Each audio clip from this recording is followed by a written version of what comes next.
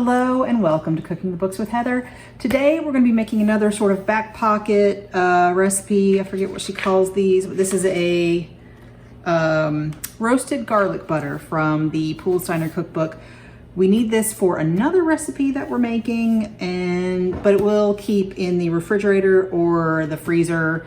And roasted garlic is delicious. So I'm going to get right started. I have my oven on convection 375. And what we do now is we have 3 whole heads of garlic, and we sort of take the tips and the tails off so you can see the cloves. Trying not to. Cutting through the root end kind of sucks. Well, that's fun. Well, that didn't work very well. Maybe I just need to not worry about saving more. I'm gonna kind of put this together as well as I can and just put it in my small casserole dish. I tried to find one that would fit all of them without too much extra room. And do the same thing with the other 2.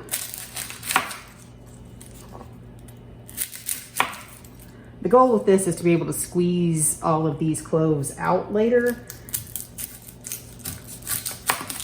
That one went a little bit better.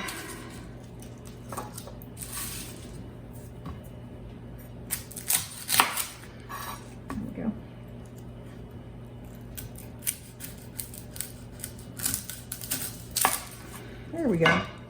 All right. So all we have to do here is to drizzle it with a little bit of neutral vegetable oil.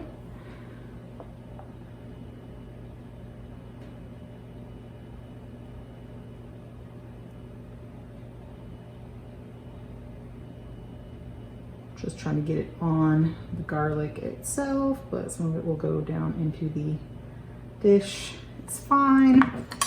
And I need to get my aluminum foil. So she wants you to very tightly cover this. So I'm gonna put aluminum foil on it and then put the lid on. So I'm putting the aluminum foil on and crimping it, and then the lid will help it stay tightly in place. We put this in our preheated oven for 1 hour and 15 minutes, and we'll be back then. My garlic was in the oven for 1 hour and 15 minutes, and I took it out and let it sit just like it was for a little bit, and then I uncovered it and put it on this plate to cool just until it's cool enough for me to handle. You don't want it to be too cold or it probably won't puree very well.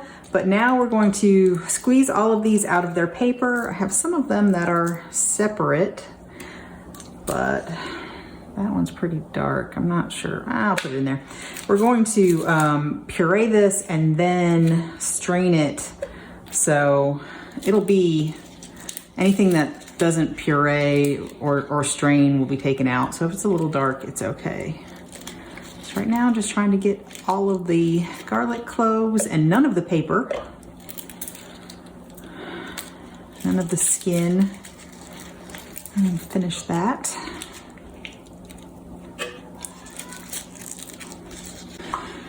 That was really messy.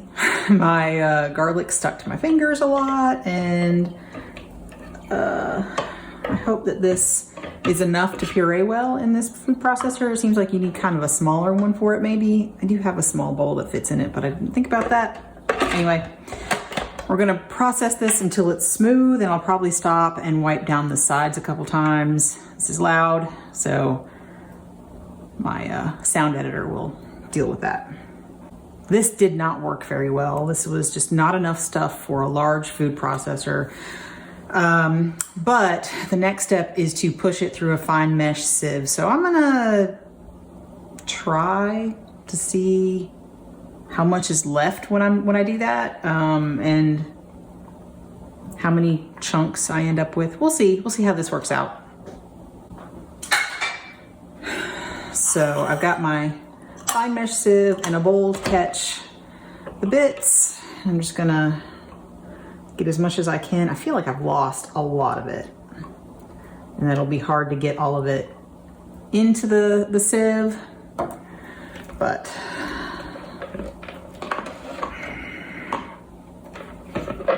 there we go. Get as much as I can.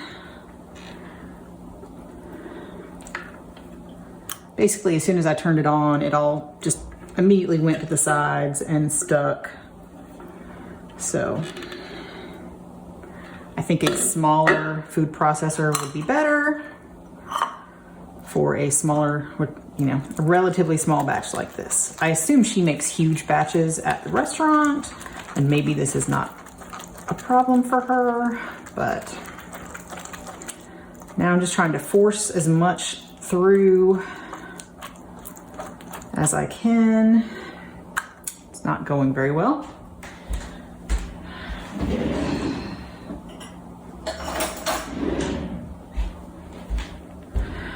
Get a smaller spatula to scrape as much off the bottom as I can. I mean, it's something, but that'll help more go through, I hope. I think I'm gonna leave that in there. It seems like all relatively large bits that won't go through, and scrape the bottom again, and then I'll be done with this step.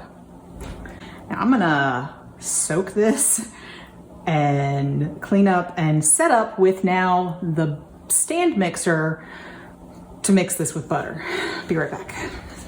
In the mixer, I now have the unsalted butter that this calls for, and I'm going to add in my garlic puree.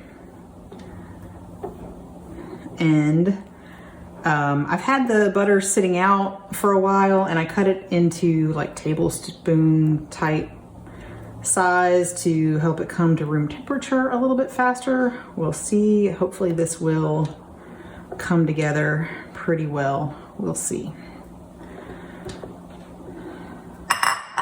But more loud. So this has been a few minutes. She says about 5, just until it's thoroughly incorporated. I've wiped down the edges a few times, and now I'm just going to take it and pack it into this plastic container, and it will keep in the refrigerator, she says, for 3 days. Up to 2 weeks in the refrigerator and like 3 months in the freezer. We're planning on using it in a recipe tomorrow, so I don't really have any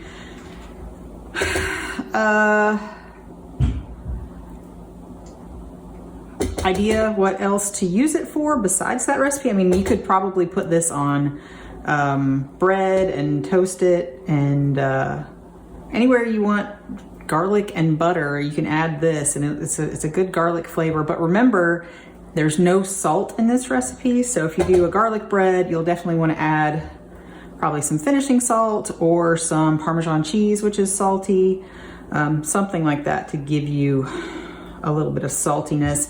Right now, I've tasted it a few times because it, you know, ends up on my fingers, and it is definitely sort of sweet garlic right now because there is no salt, but it's delicious roasty garlic, and it smelled so good while it was in the oven.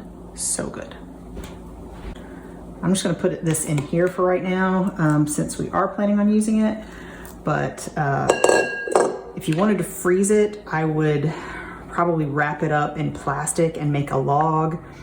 I'm sure there are lots of tutorials on YouTube about how to do that with a compound butter, but that will just make it a little more accessible if you want to use smaller amounts of it than having it all frozen like this, where it's hard to take out just the amount you need for a recipe. When it's in a log, you can kind of slice it off. But there you have it. Roasted garlic butter. As I said, I feel like for the size batch that this is, a regular food processor is not a great choice, or at least my regular food processor is not a great choice. It's a little fussy having to get out the food processor and the mixer. You could probably do it slightly differently. I don't know, if you just put the butter in the food processor and blended it all up, I don't know if that would affect the end product. It probably would. I'm guessing it wouldn't be quite as light and fluffy, and you may have more little bits of garlic, those bits that we tried to get out through the sieve. But that's it for this recipe. If you enjoyed watching me make this, please give me a thumbs up and come back next week and watch me make something else.